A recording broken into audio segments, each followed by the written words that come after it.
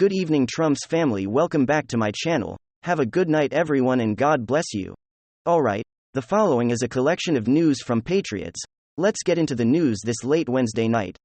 Nancy Pelosi and her daughter claimed that they had a priest come and perform an exorcism at her house to read the evil spirits out after Paul Pelosi's wild hammering time that he had there at their house in San Francisco. However, there was a problem with that one. Nancy Pelosi was still walking around, so I don't think the press was able to do job, but she apparently lied. That's right. She lied. She made up the whole story. Why would you even do that? What was the point of even making up a story like that? Makes no sense whatsoever why you would lie about having a priest come over and perform an extra 7. We already know that Pelosi have a evil spirit about them, right? And how they behave, how they conduct themselves, and the activities they find themselves in, like hammering. So anyway, Fox News reporter uncovered this.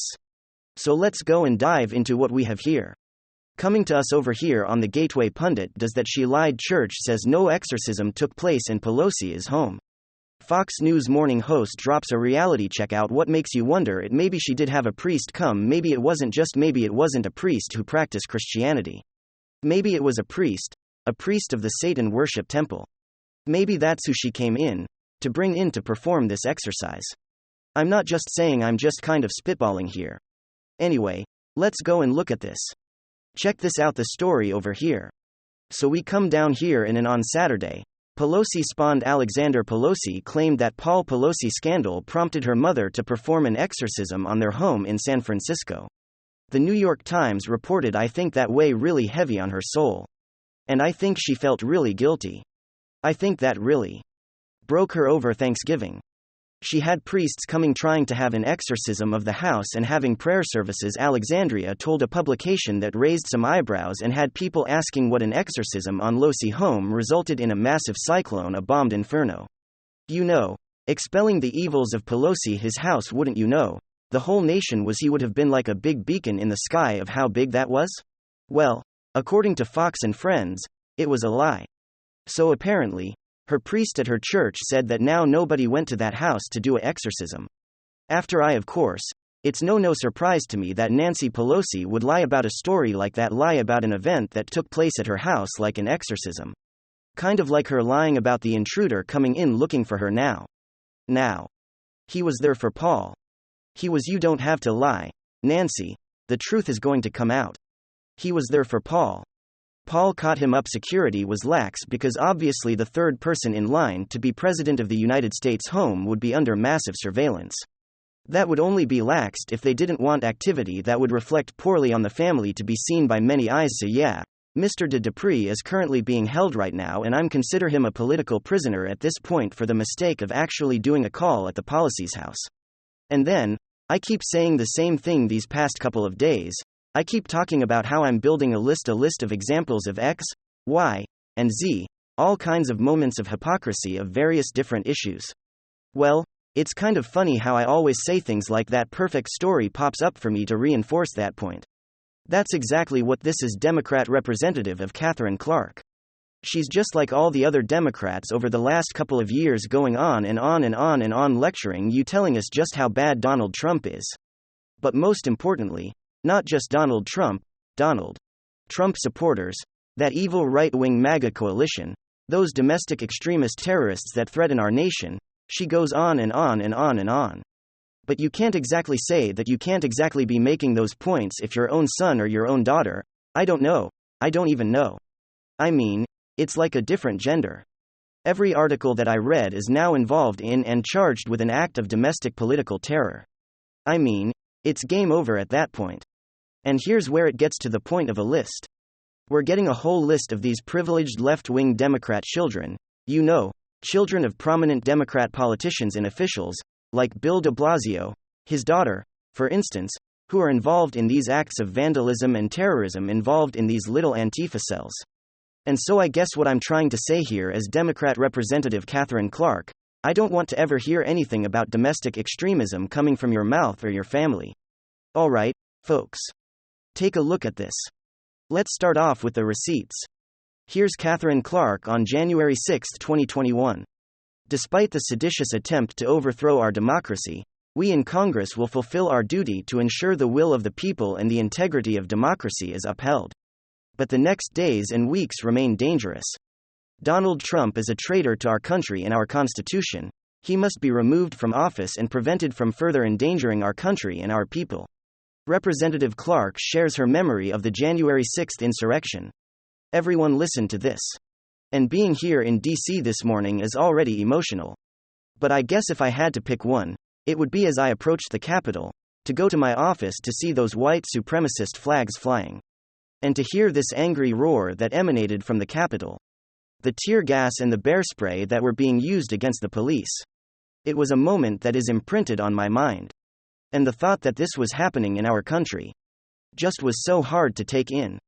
And that feeling has stayed with us. Okay, folks.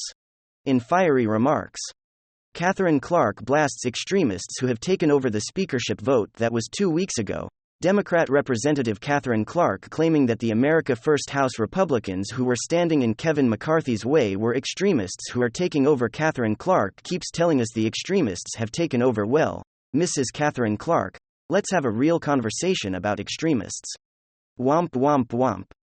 We got this from the conservative brief. Top Democrats child arrested for allegedly assaulting police officer and vandalizing Monument House. Democratic whip Katherine Clark's child was arrested in Boston on Saturday night after allegedly vandalizing a monument and then assaulting a police officer while being taken into custody.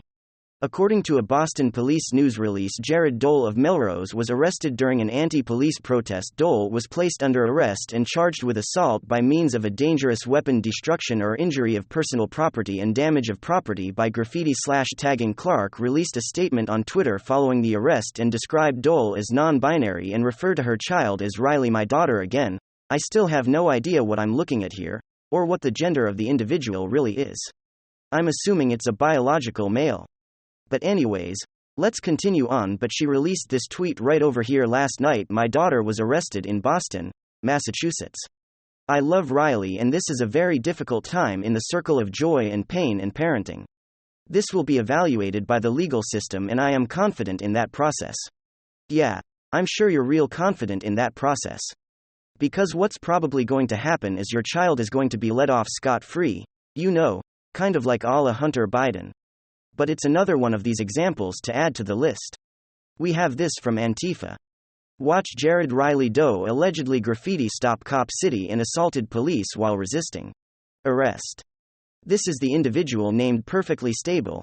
Nothing to see here. It's another rich, overly privileged, left-boyd kid caught up in this Antifa revolutionary communist garbage committee acts of vandalism. And even to the extent I'd say acts of domestic terrorism. Let's talk about extremism. It seems as though the political extremism that Mrs. Katherine Clark is constantly going on about actually lives in her own home. You can't lecture us while you have an Antifa militant sitting at your dinner table. This is what these Democrats breed figuratively. And literally, we have so many examples of these privileged little Democrat kids being involved in these violent acts of violent means in the pursuit of political ends. That is the textbook literal definition of terrorism. And then simultaneously, they turn around and lecture us and tell us that we're the problem. No, it seems as though the ideology that you promote and the ideology that you foster not only in your political career and political party, but in your own house, in your own family is what's creating real domestic terrorism, real extremism. And this is yet again another example. It's an example of the rich kids who want to tear down capitalism. There's an article from the New York Times of all places from back in November 27, 2020. The rich kids who want to tear down capitalism, socialist-minded millennial heirs are trying to live their values by getting rid of their money. There's another piece by the New York Post, The Ugly Privilege of Rich White Protesters. Boy, are they awfully pale for members of the new African Black Panther Party. We're talking, of course, of the 8 comrades arrested last week for rioting at a demo planned by the NABPP and its allied revolutionary abolitionist movement. These faces, by the way, are the faces that were arrested during that new African the Black Panther Party moment or event. The New York Post continues, not just white, but in several examples. Highly privileged. Clara Craver is a wealthy Upper East Sider with a second home in posh Litchfield County, Connecticut, whose mom is an architect and dad, a child psychiatrist who teaches at Columbia. Elliot Rucka, 20, of Portland, Oregon, is the son of a famed comic book writer and best-selling author Claire Severine. 27 seems to be a signed model and actress who has lived in Canada and Ireland as Cars Sorit. 27 summered in Austria as a child. Frank Burmeister, 30, as a freelance art director who's done work for Pepsi, Samsung and Glenlivet. We're not sure even the late Saturday as Tom Wolfe could top these portraits of poor little white kids trashing regular folks, his workplaces in the name of social justice. Every city, every town burned the precinct to the ground, the group chanted as it moved up Lafayette streets on Friday, smashing windows and racking up what police say is at least $100,000 in damages during a 3-hour rampage. It's little champagne, socialist, privileged, Democrat kids who are running amok, destroying things, burning down black communities in the name of social justice and racial justice. It is ridiculous.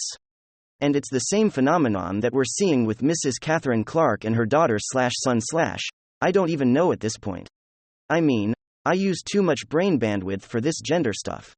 It's a bunch of rich kids who have never worked for or earned anything in their life, they have some sort of guilt, there has to be bad parenting involved as well. And it's almost like a guilt or a rejection of their parents or a rejection of their wealth that materializes in this way. And they end up becoming socialist revolutionary types. I'm sure the whole indoctrination at school doesn't exactly help in the current cultural phenomenon that's kind of pervasive right now. And a good chunk of them end up as LARPing Antifa members LARPing in some revolutionary battle against some evil system, the same evil system that gave them the beautiful lives that they have lived. And that's why we see the same thing over and over again. We look at a Black Lives Matter protest, and it's just a bunch of white people. It sounds like a Babylon Bee skit, but it's reality, and it's also stupid and cringe. It's a bunch of rich, overly privileged kids who have no experience, no perspective. A lot of the times they haven't traveled or they haven't really seen, the rugged side of the world.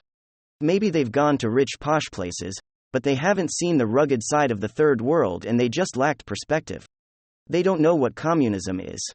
I mean, Karl Marx, Che Guevara, Joseph Stalin and the rest of these communist revolutionaries in world history have all fit the exact same arc. It's a lack of perspective. And it's a very interesting phenomenon.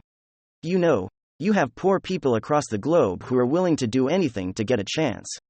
In the world of capitalism, they embrace capitalism and they want to work for everything.